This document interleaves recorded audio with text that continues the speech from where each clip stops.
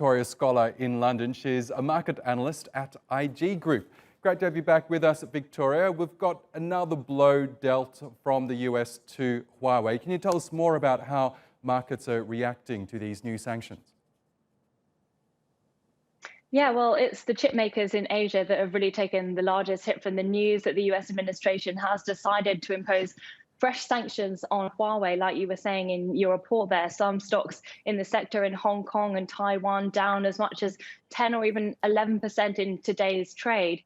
One of the interesting things to note, though, has been that some of Huawei's biggest rivals, the likes of Samsung, have actually been catching a bid on the back of the news overnight in South Korea. But more broadly, I guess, in terms of markets, the fact is that it's reignited that risk-off sentiment across global indices amid concerns about ongoing trade tensions that we've talked about many times in the past between the world's biggest two superpowers, the US and China, of course.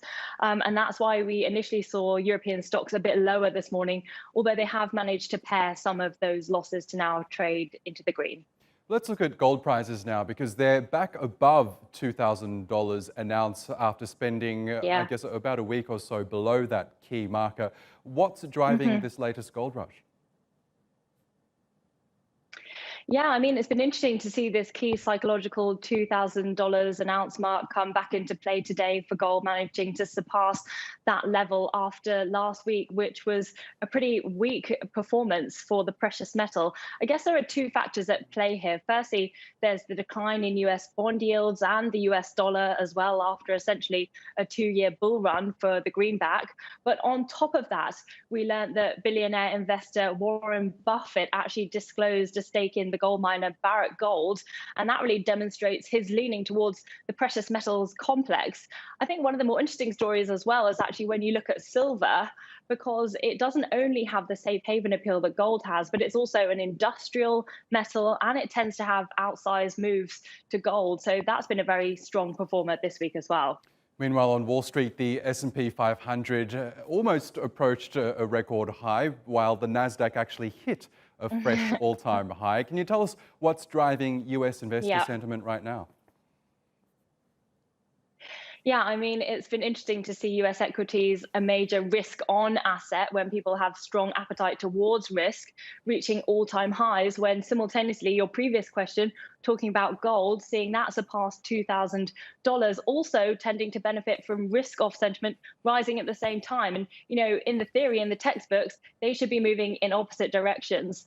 Also, when we've been told that the market is meant to be a good proxy for the economy, it sometimes feels like something's not adding up when we see these fresh all-time highs for the Nasdaq and a near all-time high for the S&P. And I guess the answer to the inflating stock market is not because underlying GDP figures are strong at all, but it's because alternatives like bonds are paying less. We know there's been major monetary expansion from the central banks like the Fed to prop up the US economy by lowering interest rates.